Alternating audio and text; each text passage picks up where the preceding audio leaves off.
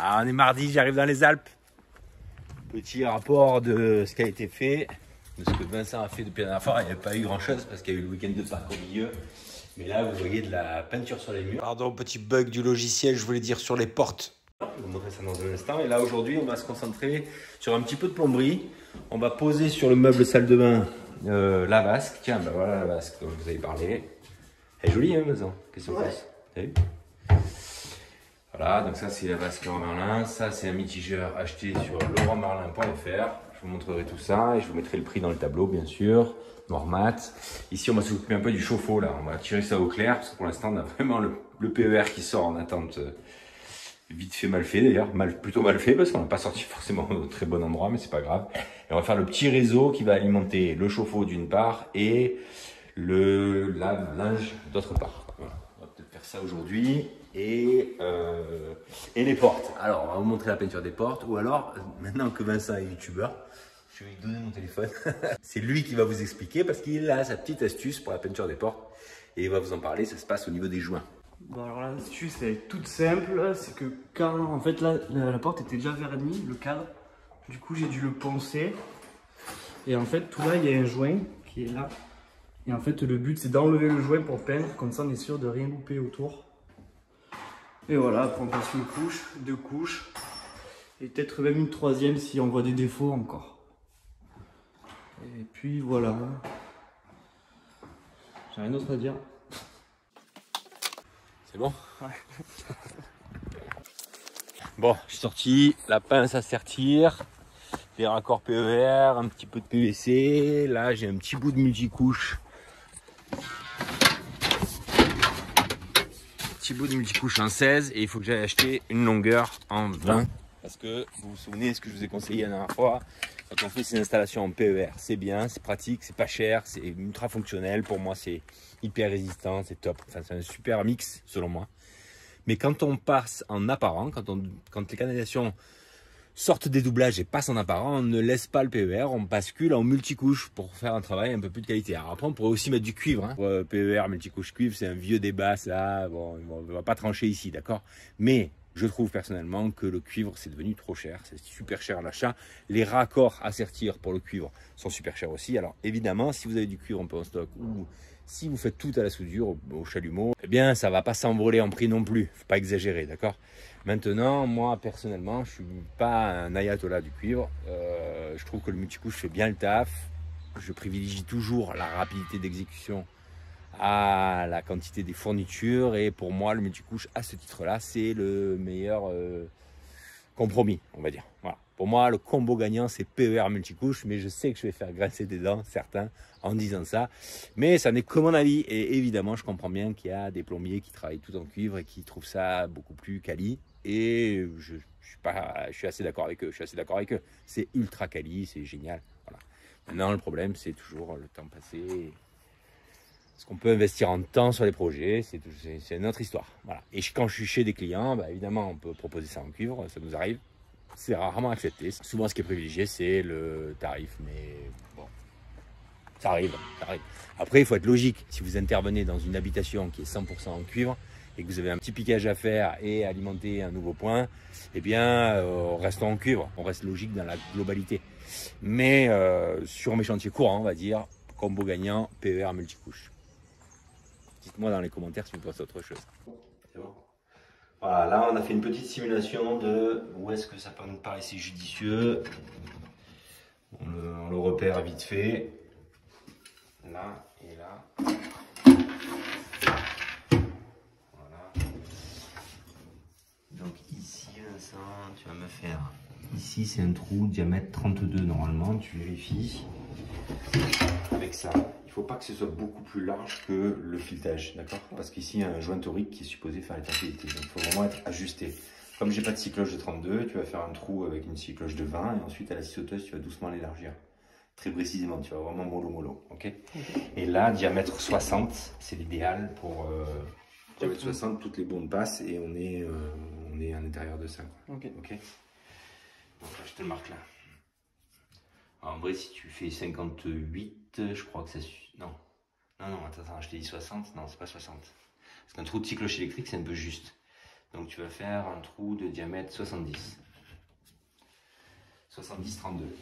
On est OK? Ok. Et pour le faire, ça, tu as vu que c'était amovible. Tu la sors, tu te mets dehors, tu t'installes bien. Ouais. Et tu le fais, s'il faut, tu le fais de dessous pour pas abîmer le revêtement. Ok.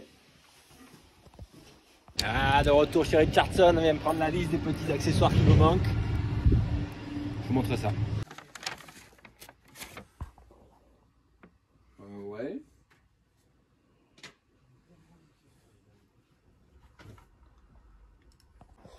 Bon, retour de Richardson. Là, je vous montre le BL avec tout ce que j'ai pris. Alors, il n'y a pas tout qui est pour ce chantier. Il y a quelques petites choses qui ne sont pas là. Donc, je mettrai que dans le tableau que les choses qui concernent effectivement ce chantier, évidemment. Ça, c'est la barre de multicouche diamètre 20. C'est en 5 mètres qu'on achète les barres. Donc, évidemment, je ne vais pas consommer 5 mètres là. Je vais même consommer rien du tout, mais j'en avais plus. J'étais au bout de mon multicouche.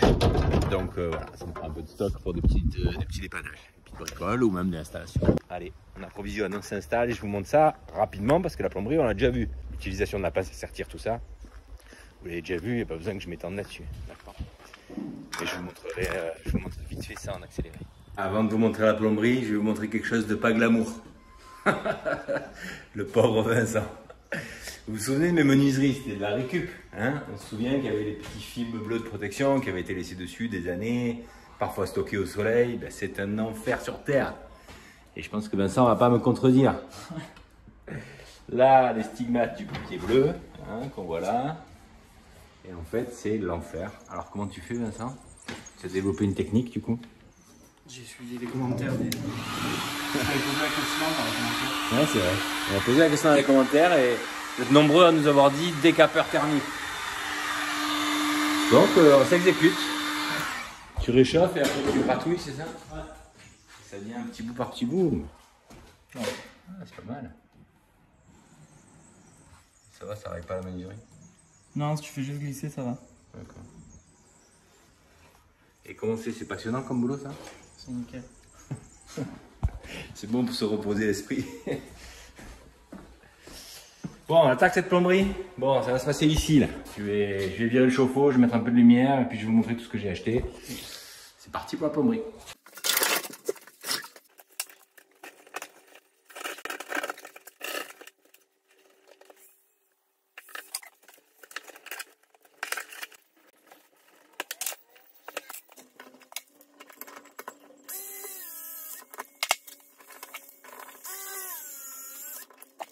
Allez, je mets fibre. Alors là, j'aurais très bien pu prendre une passerelle PER de 16 multicouche de 20, mais en fait, elle n'est pas stockée, il faut la commander.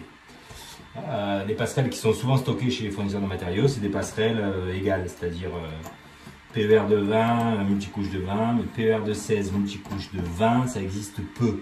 Donc du coup, vous avez peut-être pensé, pourquoi est-ce que je pars en 20 alors que je suis en PER de 16. Eh bien, en fait, le multicouche de 16 a un débit qui est inférieur au PER de 16. Surtout au niveau des raccords et des passages qui sont dans les raccords. Donc, je préfère faire comme ça. Voilà. Donc là, je suis bon, je suis en PER. Là, maintenant, je vais descendre en fait 2 barres de multicouche pour aller un petit peu en dessous du niveau du chauffe-eau et pouvoir alimenter le chauffe-eau in fine par des flexibles. Parce qu'en fait, c'est plus simple pour moi de faire les choses comme ça, parce que comme des années après je change les chauffe-eau, j'ai simplement 2 raccords flexibles à virer et à acheter pour les changer, comme ça on repart sur des neufs. Et selon moi, c'est mieux parce qu'en fait, l'embase des chauffe-eau, elle n'est jamais trop bien au même endroit. Il faudrait pour ça acheter toujours les mêmes références de chauffe-eau dans la même marque, mais c'est pas mes habitudes. Mes habitudes, c'est d'aller au moins cher en ce qui concerne les chauffe-eau. Donc du coup, je préfère partir dans l'idée d'avoir 2 souches ici, eau chaude et eau froide, qui seront raccordées au chauffe-eau par des flexibles, qui seront changés à chaque fois qu'un chauffe-eau est changé. Voilà, ça c'est ma manière de faire. Sans doute que d'autres font autrement. N'hésitez pas à me dire ce que vous faites, ça m'intéresse. Voilà. Bon là c'est rigide, hein. J'aurai un peu de mal à le contraindre, mais on va y arriver. Donc là je vais découper 2 morceaux de multicouche pour descendre à peu près à cette hauteur là. J'aimerais bien descendre plus bas, mais j'ai la prise, ça m'embête un peu.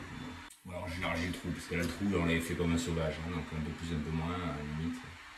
Et je me décale un tout petit peu, c'est peut-être ça que je vais faire.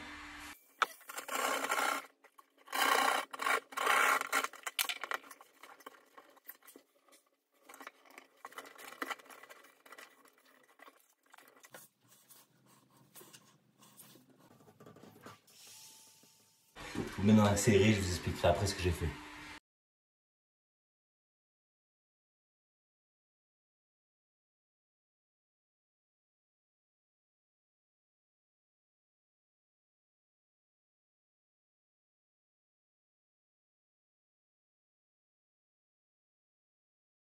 Ben voilà, j'ai commencé à préparer l'eau froide et là j'ai les 2 colliers à mettre, d'accord? Donc mes colliers ils sont ici et là j'ai mes chevilles mollies avec la pâte à vis spéciale collier de plomberie. Bon, jusque là rien d'exceptionnel. Mais là je vais vous présenter une petite astuce. Bon, je pense que pour la plupart vous la connaissez. Enfin vous la connaissez. Vous êtes peut-être même déjà équipés, mais sans doute que certains sont comme moi. On fait l'erreur depuis trop longtemps de ne pas investir dans un petit outil qui change la vie quand on fait ça régulièrement. Si on fait une cheville mollie par an, c'est pas la peine, d'accord? Maintenant, si on en fait un peu plus que ça, je viens de me payer le truc et encore, je me le suis payé que parce qu'il était en déstockage. Sinon, je l'aurais jamais acheté. Mais je suis sûr que d'essayer, c'est d'adopter et se dire aussi que pendant des années, on a été bien couillon de ne pas l'avoir acheté avant. Vincent, tu peux venir me filmer? Je vais présenter un outil, la mortitude. Quand tu vas le voir, tu vas le vouloir. Pince à cheville mollie, classique, old school, d'accord, à l'ancienne. Vite fait, on regarde comment on la met. Donc là, j'ai mes 2 trous, là j'ai ma pince à cheville mollie classique, et là j'ai mon petit collier, d'accord. Donc en général, ce qu'on fait, d'habitude c'est une vis, mais là c'est une pâte à vis, c'est pareil. Hein. On met la vis, on laisse un petit écart comme ça, là, ici, pour pouvoir passer la pince, d'accord. On vient la mettre dans le trou, on vient bien embuter, et là, on serre. Le problème, c'est que quand on a serré, il faut venir revisser la vis. Ça t'est déjà arrivé, ça, non? Ouais. De devoir faire ça.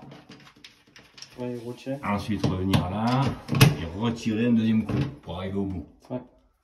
T'as l'air dubitatif. Oui, oui. Bon, ça, ok pour le premier collier, j'en profite, hein, je vous montre comme ça, voilà, petite embase pour écarter un petit peu le tuyau du mur et collier. D'ailleurs, l'embase, je sais pas si je vais pas l'enlever d'ailleurs, hein, parce que peut-être que je vais trop écarté pour ça. Oui, je vais trop écarté pour ça. Attends, je vais tout de suite. Voilà, donc j'embase et là on vient mettre le collier dessus. Je mets pas d'embase parce qu'il y a une particularité en bas, mais c'est pas l'objet. Maintenant, viens voir Vincent. Ça, tu connais pas? Non. Il connaît pas. Et vous me direz dans les commentaires si vous connaissez ou pas. C'est une pince à cheville mollie, mais c'est une pince à cheville mollie à crémaillère. Donc l'intérêt en fait, c'est que on peut tirer autant qu'on veut. Quand on relâche dans l'autre sens, eh bien ça se réarme. Donc là, même topo, même combat. Je prends ma pâte à vis, ma cheville mollie, je la mets là. C'est pas cheville mollie d'ailleurs, c'est cheville à expansion, pour ne pas dire de marque. Là, j'ai ma petite pince, je vais embuter comme ça, et là, je serre. Je suis toujours pas au bout, d'habitude j'aurais enlevé puis redévissé, mais là en fait j'ai simplement qu'à serrer plusieurs fois pour arriver au bon couple de serrage. C'est-à-dire, et une fois que j'ai fait ça, eh bien j'ai qu'à faire ça pour la remettre dans sa position d'origine. C'est une bonne astuce ça. Ouais. Je l'ai acheté en déstockage à la Simc. Et je crois que c'est cher ça, neuf. Hein. Ça, en plus c'est la marque, alors je sais pas. Bon. Je vous mets le prix que je l'ai payé moi et je vous mets des idées de tarifs pour ceux qui veulent. Mais ça, voilà, si on est professionnel et qu'on fait beaucoup de chevilles à expansion comme ça, franchement, je crois qu'il ne faut pas être aussi con que moi. Il faut l'acheter beaucoup plus tôt. Moi, je l'achète au bout de 17 ou 18 ans. Mais encore, je faisais déjà ça avant. Donc, enfin bref. Bon, voilà, c'est ma petite astuce du jour. On continue la plomberie en accéléré.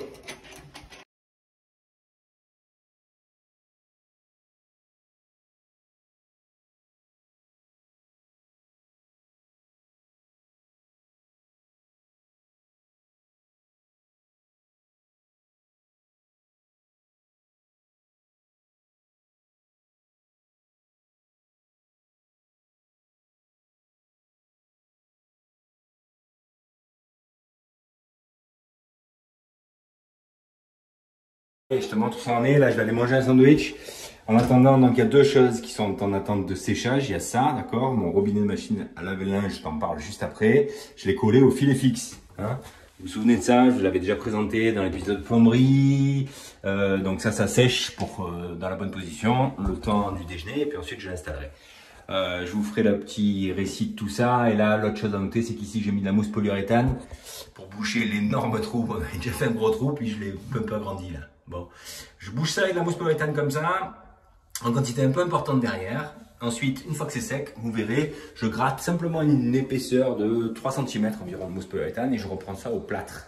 Un petit coup d'enduit et une petite retouche de peinture dans le WC. Dans le timing du chantier peinture, on n'était pas forcément d'accord. On attendait le plombier. Le plombier, je sais pas ce qu'il faisait, je sais pas où il était. Couillon. Bon, voilà. Il est venu aujourd'hui, le plombier. Après la peinture. Toujours comme ça d'ailleurs, ce chantier. Ça part souvent de là, les disputes entre artisans. Hein. Tu dois passer, il doit passer, machin. Bon, en même temps, c'est moi le plombier. Bon, ben ouais, ben ça, c'est comme ça. C'est comme ça. Avec Vincent, des fois, on est impatient, on n'en peut plus, on a envie de donner un bon petit coup de pied au chantier, et donc, du coup, ben voilà. Mais c'est pas grave, c'est moi qui dois reboucher après. Hein. Bon, le fait est que c'est derrière le chauffe-eau, au fond du WC, donc le raccord de peinture, il se verra pas. Et évidemment que je n'aurais pas fait ça en plein milieu de la contre-cloison du salon, hein, évidemment. Et Vincent, qu'est-ce qu'il a fait tout à l'heure? Il a posé la vasque, il a mis la bombe noir mat. Hein, vous apprécierez le souci du détail. Ici, le trou pour le robinet qui est ici. Et puis, on va peut-être attendre d'avoir fait la faïence pour installer tout ça. Ça, on ne le salit pas, on ne l'abîme pas. Voilà où on en est. Peinture nickel. Hein. Après séchage, là, on est ravis. Impeccable. Allez, on reprend. Bon, ça c'est expansé, ça a séché, on va le gratter tout à l'heure, mais on va encore un tout petit peu attendre. Ça en tout cas, ça a séché, vous vous souvenez, hein, le filet fixe quand on le place, eh bien il y a un moment où il ne faut pas trop toucher la pièce parce qu'elle est encore vachement mobile. Je vais vous installer là-dessus. Ça c'est une embase spéciale pour robinet à machine à laver. Ça peut servir d'autre chose, hein, c'est simplement une embase avec un filetage qui arrive comme ça en 1,5 et qui repart comme ça en 1,5 femelle. Bon, je l'ai préparé comme ça parce que lui, vous l'aurez compris, ici, d'accord? Simplement, j'attire votre attention sur ça, le robinet de machine à laver, d'accord? Ça, c'est un truc, si certains d'entre vous font des travaux depuis longtemps, ce modèle-là de robinet avec cette forme-là, si vous la reconnaissez, c'est ce qu'on trouvait avant sur les chantiers, il y a quelques années de ça, il y a même un paquet d'années, je pense que les fabricants faisaient ce robinet-là. Puis on a vu arriver un autre robinet, et je vous montre la photo là, de ce robinet-là, avec son tarif d'ailleurs au passage, c'est intéressant de le voir. Ça c'est le robinet le plus courant que vous voyez là à l'affiche, qui est le plus vendu depuis ces dernières années. Là. Depuis ces 10 dernières années, c'était un robinet qui était même pas très cher, je trouvais. Eh bien en fait, chez Richardson, ils ont pris la décision, en tout cas dans l'agence où j'étais, et je la comprends à 200%, d'arrêter de vendre ce robinet-là et de ne vendre plus que ce modèle-là, qui est le modèle supérieur, un modèle un peu plus haut de gamme en ce qui concerne sa qualité et sa longévité.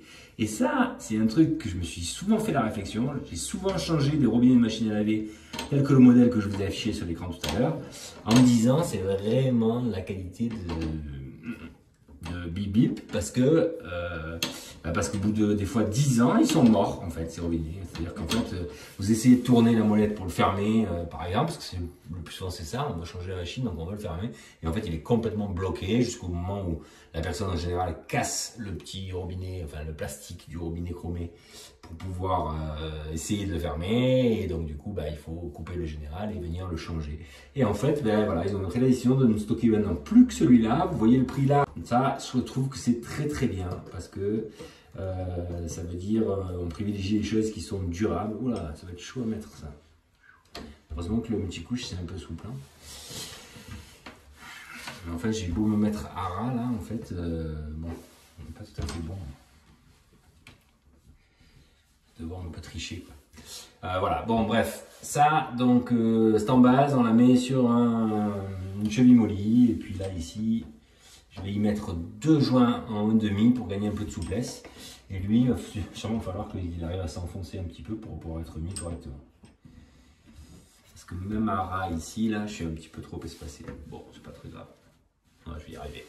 Je cherche un deuxième joint. Parce que soyons même clair, la différence de prix entre ces deux qualités de robinet, elle est évidemment toujours moins chère que le fait de devoir faire venir un artisan et de venir faire un dépannage en changeant le robinet. Hein. Donc ça, c'est encore une fois, c'est le genre de choses, comme disent certains, des fois il faut faire attention, il vaut mieux pas avoir les moyens de faire pas cher. Je crois que c'est ça l'expression. J'ai pas les moyens de faire du pas cher. C'est ça l'expression, Vincent? Si. C'est les vieux qui disent ça. Du coup, ça veut dire quoi? Ça veut dire que tu fais un truc cher? Ça veut dire qu'en fait, quand on fait du pas cher, on revient dessus, tu vois. Ah. Et au final, ça coûte plus cher. J'ai pas les moyens de faire du pas cher, je crois. C'est comme ça. C'est beau, quand même. C'est beau? Ouais.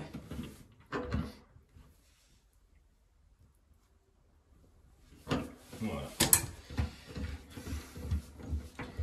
Et là, donc, j'aurai 2 flexibles qui partiront, qui auront alimenté au chauffe-eau, qui est juste à côté ici. Et là, Vincent, il va boucher ça vite fait.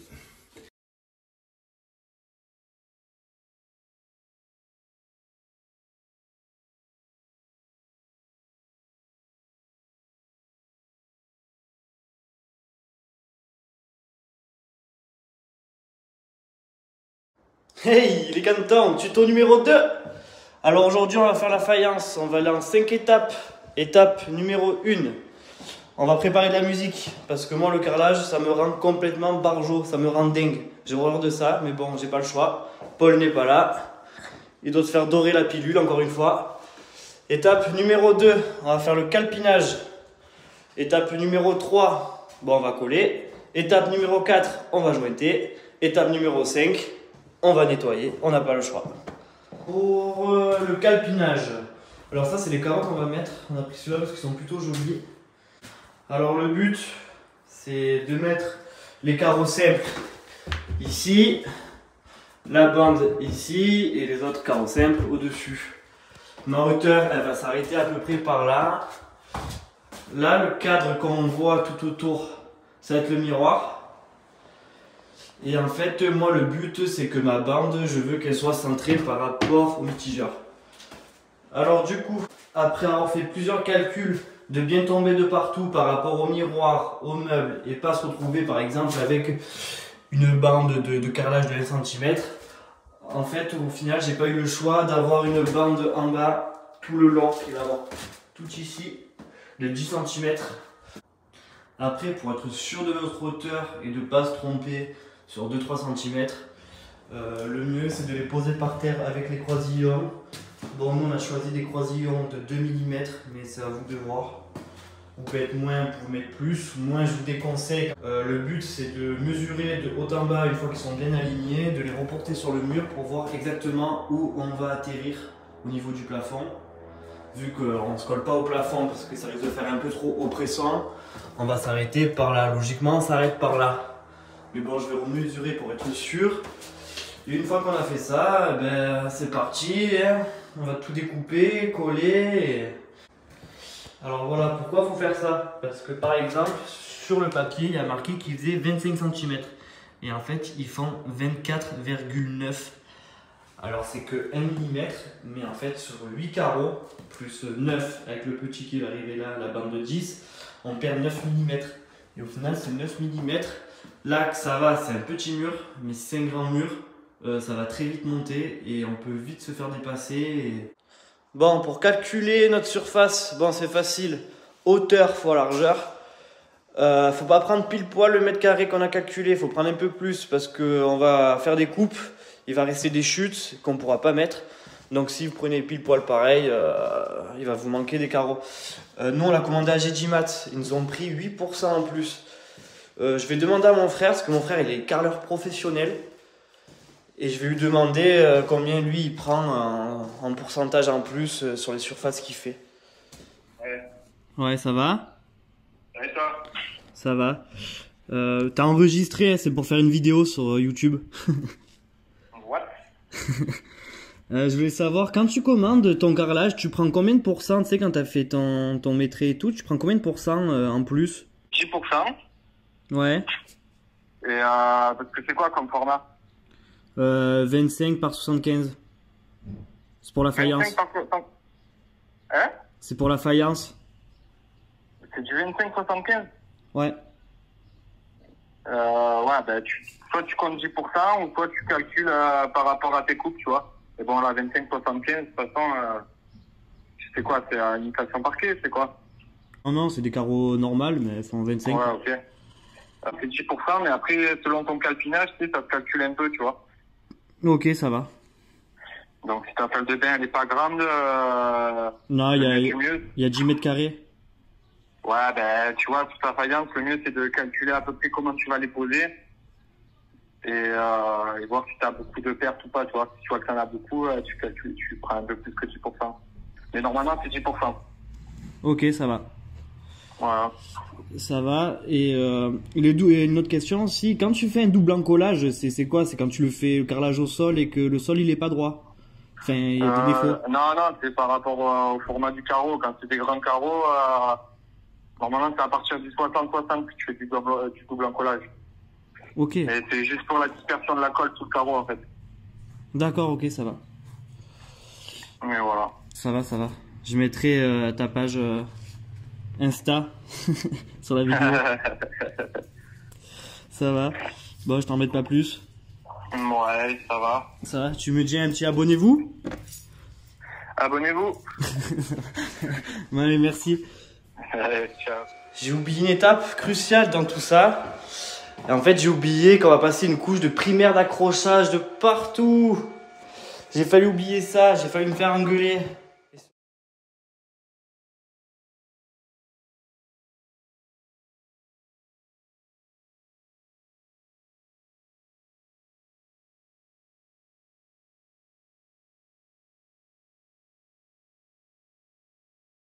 Alors, pour découper le carrelage, enfin la faïence, on va servir une carrelette. On va tracer nos deux traits. On va placer la petite poulette sur nos deux traits. On regarde bien si c'est mis. C'est bon.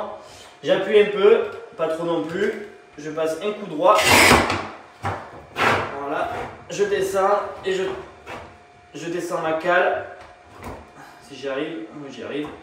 Et je tape un petit coup. Et ça suffit. Et voilà, elle est coupée, c'est nickel. Après, on peut servir de la disqueuse, mais on va moins vite avec la disqueuse. Bon, sur les grandes longueurs, j'aurai pas le choix de prendre la disqueuse parce que ma carrelette, elle est trop petite.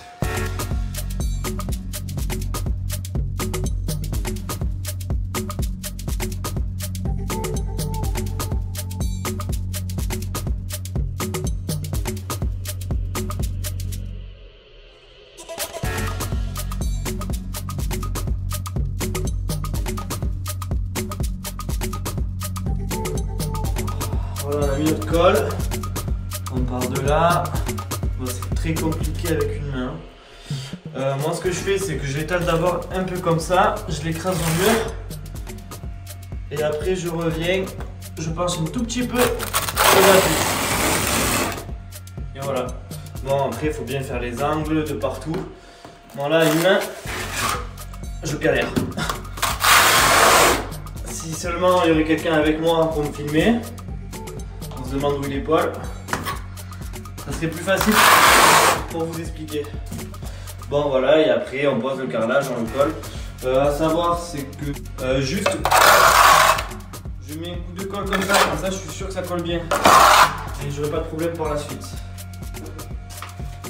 Un truc à savoir aussi, c'est que plus on se rapproche du mur, moins on va mettre de colle.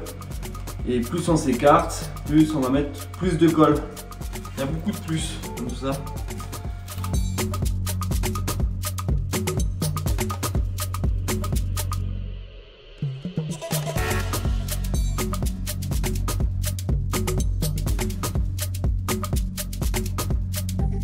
Allez, étape 4, on va faire le joint. Bon, faut enlever au maximum la colle qui est entre les joints, enfin au maximum, je dirais même à 100%. Après, on prépare son joint. On le met sur la raclette, c'est une raclette en caoutchouc, elle est souple. Bon, le but c'est qu'on va le mettre, on va remplir les joints, hein, on va arriver par là, on va mettre dedans, on va appuyer bien fort, bon les mains c'est toujours pareil, c'est toujours compliqué. Et on va faire une fois dans ce sens, on appuie le plus fort possible, et une fois dans l'autre. Il faut être sûr que le joint il est bien rentré dedans. Et une fois qu'on a fait ça, un petit coup dans ce sens. Et voilà. Et on va faire ça sur tout le mur. Et une fois qu'on a fini, ben on va tout nettoyer.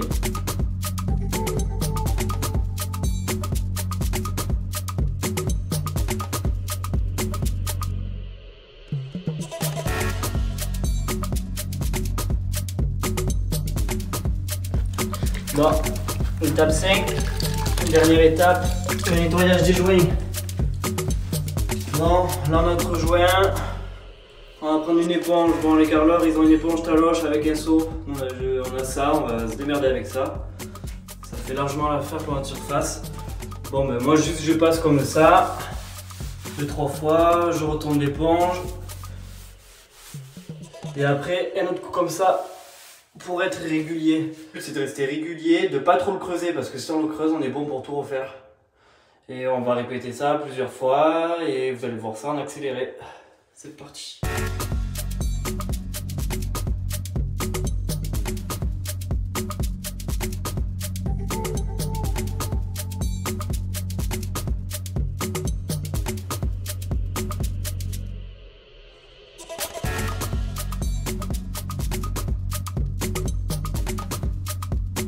Bon, alors c'est drôle parce que là le carrelage il est gris, enfin je le vois gris personnellement, alors que dans la salle de bain, une fois fini, que je vais débâcher, eh ben, je le vois bleu. Peut-être c'est mon cerveau qui le voit bleu. Mais bon ça va, ça fait plutôt joli, je suis assez content. Bon vous l'avez compris, hein, je suis pas un pro du carrelage, hein, je suis un débutant, novice, amateur. Hein. Là, personnellement, j'ai appris sur le tas. Mais bon, je suis content. C'est ma première salle de bain. Voilà. Bon, conclusion. J'aime toujours pas le carrelage. Je déteste ça, toujours.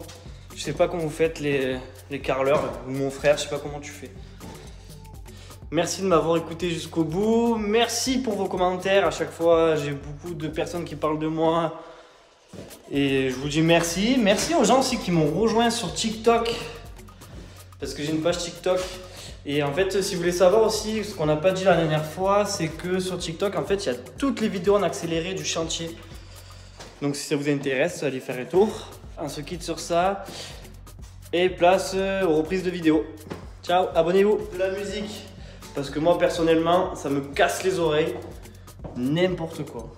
Pour découper le carrelage, c'est simple, il faut une carreleur. Une carreleur. Attention.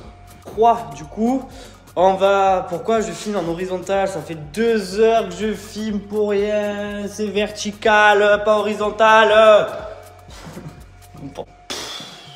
N'importe quoi. Ah oui, j'ai failli oublier. J'ai failli. Et qu'on a trouvé. Ta gueule. Alouette, gentille alouette, alouette, je te plumerai, je trouve plus ce que je voulais dire. Pour le calcul de notre surface en mètres carrés, bon ben ça c'est facile, c'est facile, je me rappelle même plus ce que je dois dire, c'est vachement facile. Hein.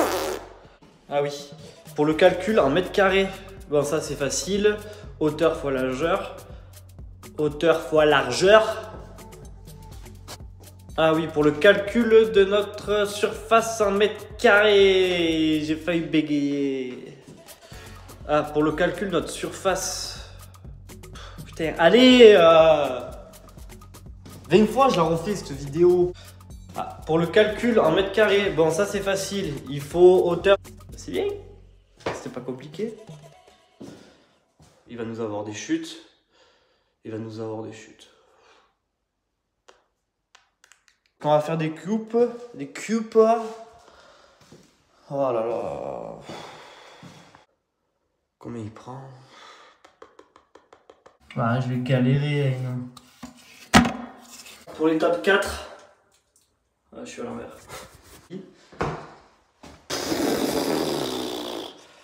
Merci à mon frère qui m'a aidé un peu. Pas du tout. Ciao, abonnez-vous. Et on est mardi, j'arrive dans les Alpes et je viens voir le plus célèbre youtubeur de France parce que là on est post-tuto de Vincent. Salut, ça va? Je suis content de te connaître Vincent. Champion du monde, merci Vincent pour ce tuto numéro 2, c'était exceptionnel. Il m'a encore bien fait marrer, je sais pas vous mais moi je me suis éclaté. On va voir un peu le travail. On peut respecter le travail fini chef? Ouais. Allez. Alors, où on en est? Ah, là, il est en train de faire le WC, c'est intéressant. Dis donc, Vincent. Viens voir le youtubeur, s'il te plaît. T'as pas oublié l'étape 2.0?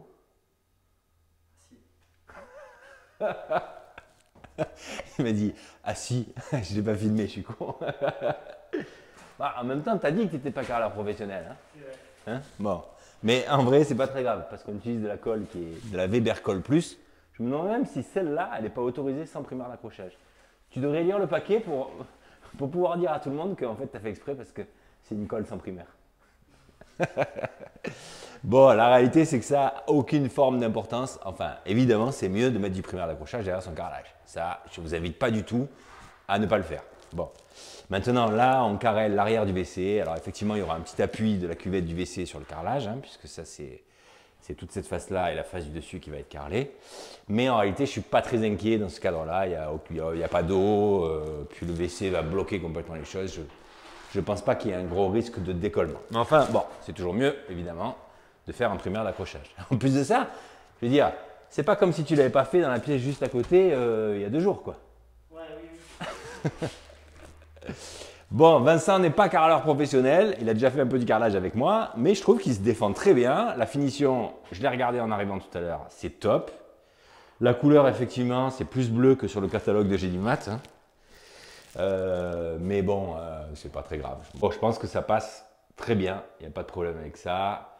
Cette petite frise que tu as choisie, Vincent, elle est top. D'accord. On va vous mettre là le prix du carrelage. Alors, il y a un prix pour la frise et un prix pour le carrelage. Hein. C'est ça, il y a 2 prix différents. Tu les as en tête ou pas du tout? 31,99 € et... La fibre la vis et 34, à peu près 34 € la fibre. D'accord, 31, 34. Ah ouais, quand même. Et ils sont pas rectifiés, tu m'as dit, c'est un peu bombé, un peu... Ouais. Ok. Bon, pour du carrelage pas rectifié, c'est quand même un petit billet, mais bon, voilà. Et c'est pâte blanche. C'est pas la pire, c'est pas la pâte rouge, mais c'est pas non plus du haut de gamme, c'est pas du grès cérame, quoi. Ok. Donc voilà, les petites choses qui sont importantes et qu'on va voir ensemble ici, c'est des petits points de détail, d'accord, pour les bricoleurs parmi vous qui veulent un peu du point de détail. Première chose qui, moi, me paraît importante et ce que je dis toujours et ce que j'avais demandé à Vincent, c'est qu'entre le premier carreau et le bac de douche, il respecte un joint de, on va dire, minimum 3 mm, maximum 5 mm. Ça, c'est l'idéal pour pouvoir, à la fin du chantier, une fois qu'on aura vraiment tout nettoyé, faire un joint silicone sanitaire antifongique incorporé. Alors là, on va le faire, à mon avis, on va le faire translucide, c'est ce qui va jurer le moins, je pense, en termes de couleur, qui lui va réaliser l'étanchéité à l'eau entre le bac de douche et les parois verticales de notre carrelage. L'étanchéité, on va en parler parce que justement, je vais vous raconter un petit peu ce que j'en pense sans filtre. Et ça, je ne sais pas si je dois le dire d'ailleurs. Hein. L'étanchéité sous carrelage, Vincent, j'en parle ou je dis vraiment ce que je pense ou je fais le mec lisse qui pense comme tout le monde et qui publie des trucs comme tout le monde. Évidemment que je vais dire ce que je pense. Ensuite, ici, les souches de douche. Donc ça, vous vous souvenez, on a mis un kit intégré au placo avec les 2 souches qui sont là. Ce qu'il conviendrait de dire, c'est qu'il faut bien protéger l'intérieur des souches pour ne pas faire rentrer de colle à l'intérieur parce que ce filetage-là, on veut le garder en bon état. Bon, là, ça va. Il n'a pas fait carnage Vincent, donc c'est très bien. Ce qui est à noter, c'est que ces petits excédents là de joints, il va falloir les décrocher, mais en général, ils viennent assez bien. C'est-à-dire que même si vous en faites rentrer un petit peu, n'hésitez pas à le laisser sécher, et puis ensuite, avec un petit tournevis, vous venez le décrocher. Ici, il va falloir faire une forme d'étanchéité au joint silicone translucide antifongique spécial salle de bain entre la souche qui est en laiton, d'accord, et le carrelage. Pour que derrière les collerettes de finition du mitigeur, eh bien, on n'ait pas une forme d'infiltration d'eau qui finit par rentrer à l'intérieur. Et là, je vous vois tous venir, enfin certains d'entre vous en tout cas, vous allez me dire « Oh, Polo, Vincent, qu'est-ce que vous avez fait? Elle est où l'étanchéité sous carrelage ?» Et là, il y a un geste que j'aimerais faire, mais je ne peux pas le faire parce que je suis trop poli. Ce n'est pas à votre encontre, hein. C'est à l'encontre de cette étanchéité sous carrelage qui est devenue obligatoire maintenant en neuf comme en rénovation.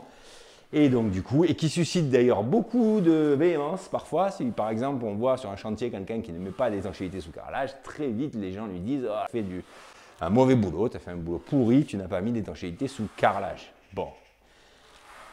Alors je vais vous donner mon point de vue sur l'étanchéité sous carrelage.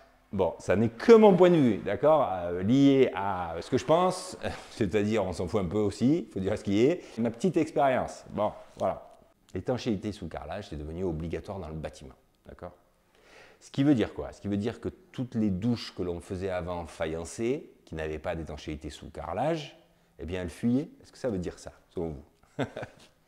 Ça, c'est une notion qui est hyper importante dans le bâtiment. Je vais vous en parler 2 secondes. Ça sera mon petit coup de gueule de cet épisode. Il y a parfois dans le bâtiment des méthodes qui sont mises en place et qui deviennent obligatoires, ou des procédés par exemple qui deviennent interdits, non pas parce que ce sont des mauvais procédés, mais parce que il y a un manque de compétences tel sur les chantiers en général du bâtiment que la mauvaise pose, que les petites imperfections du travail qui est réalisé conduisent à un problème. Et comme ces imperfections-là sont courantes sur les chantiers à cause du défaut de compétences de certains applicateurs, eh bien les compagnies d'assurance et plus généralement les gens qui font la réglementation dans le bâtiment décident de manière, je dirais unilatérale, mais en fait non, c'est leur boulot, donc c'est pas unilatéral. Ils prennent la décision d'interdire un procédé ou d'obliger un autre procédé. Et je pense, pour revenir à notre sujet, que l'étanchéité sous carrelage est un principe qui a été imposé par, à mon avis, les assureurs ou je ne sais pas qui, peu importe, mais qui est un principe lié au fait que les revêtements de douche intérieurs ne sont pas forcément toujours bien faits et que donc du coup on veut une deuxième sécurité. Voilà. Pour moi, c'est ceinture et bretelles. Pour moi, c'est quelque chose qui est... En plus, j'ai beaucoup de mal avec l'étanchéité sous carrelage parce que, petit 1, les produits sont chers. Hein, je ne me souviens plus bien, mais la dernière fois que j'en ai acheté un, je crois que ça coûtait 80 € le kit d'étanchéité complet, de bonne qualité. C'est chronophage, ça rajoute quasiment une journée dans la chronologie du chantier de la réalisation de la douche. Et donc du coup, ça représente un vrai budget. En premier lieu pour les clients. Là, je travaille pour moi. Donc quand je travaille pour moi, on pourrait se dire, bon, c'est pas très grave. Encore que, non. Non, en réalité, le temps, c'est de l'argent. Et donc, du coup, le faire, ça a des conséquences, d'accord? Alors, du coup, pourquoi chez moi, est-ce que je ne fais pas d'étanchéité sous carrelage? Mais parce que je suis ravi de pouvoir le faire. Je ne suis pas chez un client. Je serais chez un client, là, j'aurais acheté mon petit kit d'étanchéité sous carrelage et je l'aurais fait en marronnant, parce que je marronne à chaque fois que je fais ça.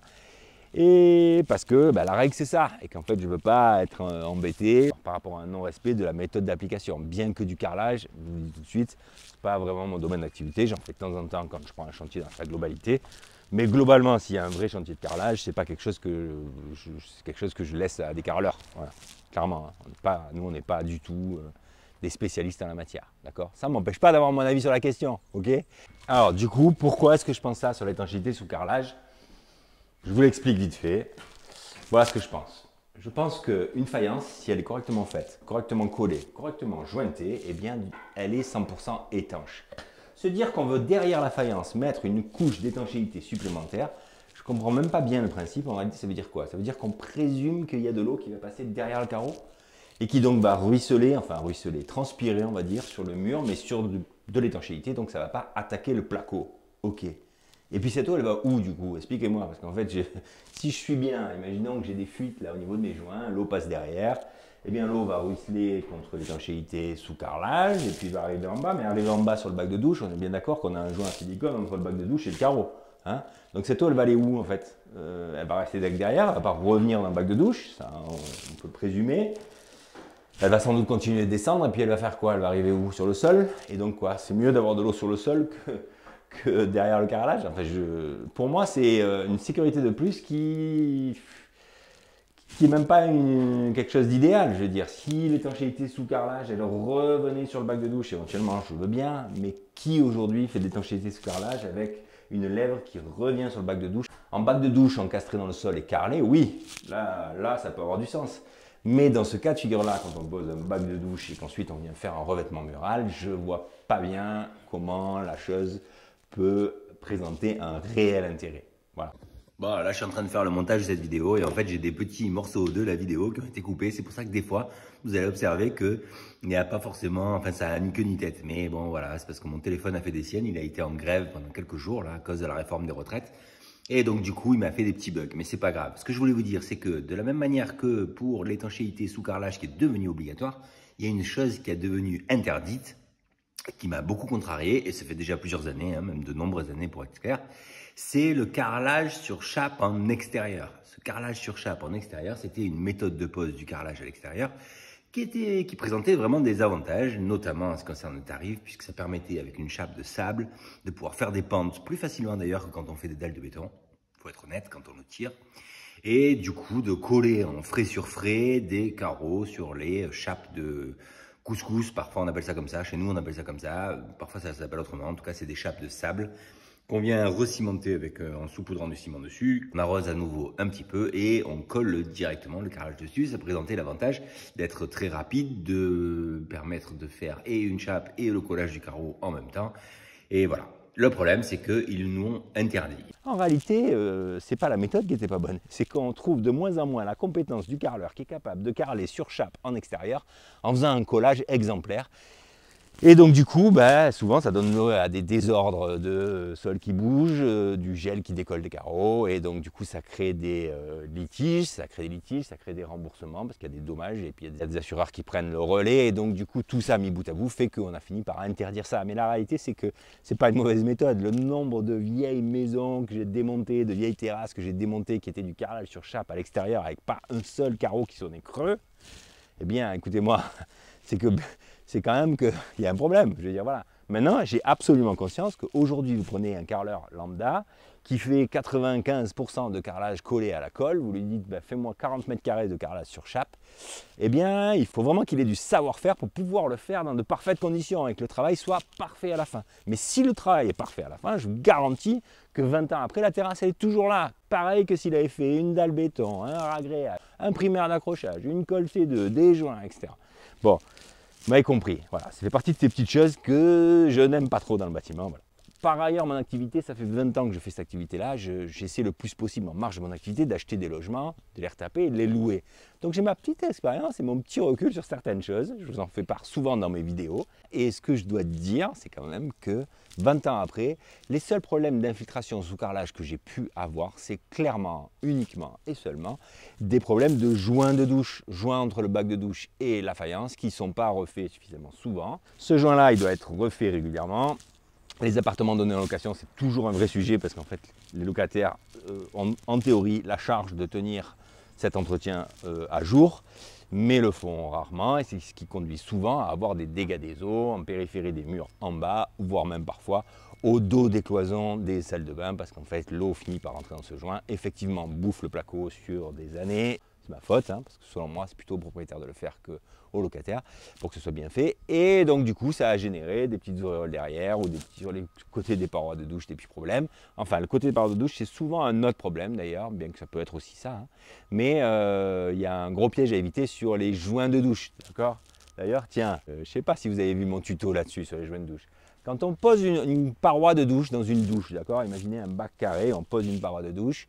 De quel côté on fait le joint d'étanchéité de la paroi? Est-ce qu'on le fait, on se met à l'intérieur de la douche et on fait tout le pourtour du bac de douche et puis on continue, on fait toute la paroi pour avoir une forme d'étanchéité à l'intérieur de la paroi de douche, l'eau ruisselle, coule sur le joint et revient dans le bac de douche? Ou est-ce qu'on fait le joint à l'extérieur de la paroi de douche et à l'intérieur pour la partie entre le bac de douche et la faïence murale? Si vous pensez qu'il faut le faire à l'intérieur de la douche, je vous invite à aller voir cette vidéo où vous allez être surpris parce que la règle n'est pas du tout ça et c'est une erreur qui est très courante sur les chantiers. Voilà. Bon, je vous ai sans doute saoulé avec tout ça, hein. C'est sûr même. Bon, et qu'est-ce qu'il a fait d'autre, Vincent, pendant que je n'étais pas là? Il a fait, la dernière fois vous l'avez vu peindre les cadres de porte, il a fait des couvre-joints, d'accord, sur toutes les encadrures de porte et sur les menuiseries de récup, notamment la menuiserie du salon. Il a pris le parti de faire aussi un petit joint bois tout autour. Évidemment, ça va être peint. Et une fois que ça sera peint, on le verra quasiment plus. Et on va peut-être faire la même chose d'ailleurs pour le coulissage. Je voulais idéalement trouver des baguettes en PVC ou en alu. Enfin, le coulissage, quand même, il y a une petite gorge qui me plaît bien. Je me demande si on ne va pas se clipper dedans. Il faut que je cherche dans mon stock de baguettes qui me reste de pose de menuiserie si j'ai pas de quoi le faire. Voilà. Ça a bien avancé, non? Qu'est-ce que vous en pensez? Bon, voilà, encore un exemple de mon téléphone qui bug. Là, je me suis acheté un micro pour essayer d'avoir un meilleur son quand on est sur le chantier, mais parfois je l'allume, parfois je l'oublie. Et là, en l'occurrence, je sais pas ce que j'ai fait, j'ai pas dû appuyer sur le bouton. Bon, bref, donc du coup, j'ai filmé tout un tas de trucs. Vous verrez aussi ça dans l'épisode électricité où il n'y a pas de voix. Du coup, je fais une voix off, je suis désolé pour ça. Là, le petit détail de la faïence découpée autour des sorties du bâti support du WC. Pas besoin d'être très très ajusté. Vous savez que la cuvette en céramique qui vient se fixer dessus, eh bien, elle est plus large que l'ensemble. Donc, il n'y a pas réel besoin d'être très ajusté, même si par exemple l'évacuation en bas, Vincent l'a très ajusté. Dernière chose dans ce qui concerne les tiges fileto que vous voyez sortir, avec le kit bas de support, il y a des petits tubes en plastique jaune que vous allez apercevoir rapidement dans un instant, qui sont en théorie prévus pour être mis sur le filetage avant carrelage et pas mettre de la colle à carrelage sur le filetage, parce que parfois ça peut poser des petits problèmes au moment de la pose. Une dernière petite chose, voilà, ça c'est le tube en plastique jaune dont je vous parlais. Je rigole avec Vincent sur le fait que, évidemment, il les a pas mis, mais on les met après, c'est tellement plus logique. Dernière chose sur la manière dont on coupe et on casse le carrelage que Vincent nous a présenté dans le tuto. Il y a juste une petite chose que je veux apporter, c'est que avec ces carlettes là, la meilleure manière, une fois qu'on a fait la petite rainure, la petite rayure, je dirais même plus, sur le carrelage, pour pouvoir le casser, c'est de venir avec ce support de la carrelette un petit peu à un endroit différent de ce que Vincent vous a montré, c'est-à-dire pas forcément au milieu du carreau, mais au tout début du carreau, d'un côté ou de l'autre. Là, vous allez me voir le faire normalement dans un instant. Voilà, je bascule le support. Alors, on ne se met pas ici, mais on se met plutôt ici, c'est plus sain. Ça vient casser en fait le carreau dans sa longueur un peu plus... Enfin, en théorie, c'est comme ça qu'on l'utilise. Voilà. Si je fais la même chose sur une grande longueur un peu fine pour montrer que ça marche néanmoins relativement bien, je mets la bande en longueur, je fais la rayure, je viens appuyer avec le support sur la base, enfin au tout départ. Et ça le casse bien en 2 fines parties, sans difficulté. Ah, Vincent est en train de nettoyer les joints. J'ai le droit d'apporter, Vincent, des précisions à ton tuto ou pas? Bon, Vincent, à un moment donné, avec la spatule en caoutchouc comme ça, là, il vous a bien indiqué une chose très importante, c'est qu'il faut passer plutôt en diagonale, comme ça, de partout. Et je pense que même à la fin, passer dans ce sens-là, c'est pas forcément top. Tu vois, de faire le dernier passage dans ce sens-là, il vaut mieux garder vraiment de la surépaisseur en se disant que le réglage de la profondeur du joint, en fait, c'est toi à l'éponge qui le fait. Parce que visuellement, à l'éponge, on est vachement plus précis que parfois. Même si, quand on passe comme ça, on peut un peu creuser le joint à un endroit, si on passe dans le sens du joint. Mais le fait de passer l'éponge, ça va avoir tendance quand même à ramener un peu du joint à un endroit où il pourrait en manquer. Mais enfin, dans l'idéal, il vaut mieux être en surépaisseur et vraiment se servir de l'éponge pour venir régler le niveau fini de vos joints par rapport à la lèvre du carrelage, c'est-à-dire la lèvre de l'émail qui vient s'arrêter sur la terre cuite du carreau, si c'est un carreau de ce type-là, quoi. Ok. Ça, et sinon, non, sinon c'est tout ce que j'avais à dire. C'est parfait ton tuto. Impeccable. Bon, allez. Carreleur professionnel comme ton frère. Et d'ailleurs, allez voir l'Instagram du frère de Vincent qui s'appelle ZTT Mosaïque. On vous mettra le lien dans la description de la vidéo. Voilà. Voilà mes petits canards, merci beaucoup d'avoir regardé l'épisode 17 jusqu'au bout. Je vous mets en même temps que je vous parle là le coût de tous les achats que vous retrouvez dans cet épisode, autant la plomberie que la faïence et les petits détails. Merci encore à Vincent pour son tuto numéro 2, c'était vraiment chouette. Merci Vincent, et sachez qu'il a d'abord galéré, vous l'avez vu, hein, c'est pas évident. 2, il a fait le montage lui-même, il a pris le temps de faire tout ça. Et franchement, c'est très sympa. N'oubliez pas d'aller le suivre sur TikTok, Vincent Ramez sur TikTok, R-A-M-E-Z. Je vous l'écris là. Bon, sachez que sur sa chaîne TikTok, il spoil un petit peu les épisodes de la construction de ma maison conteneur en montrant des images de choses que vous n'avez encore pas vues dans les épisodes. Donc pour les très impatients d'entre vous, ça vaut le coup d'aller jeter un œil. À très vite pour l'épisode 18 qui va concerner l'électricité. Ça sera la fin du tuto électricité, enfin la fin de l'épisode électricité. Ça va concerner principalement le tableau électrique. Il est quasiment prêt, donc cette semaine, en milieu de semaine, je pense que je vais pouvoir le mettre en ligne. Merci encore de l'intérêt que vous nous portez et je vous dis à très vite pour l'épisode 18. Bye bye.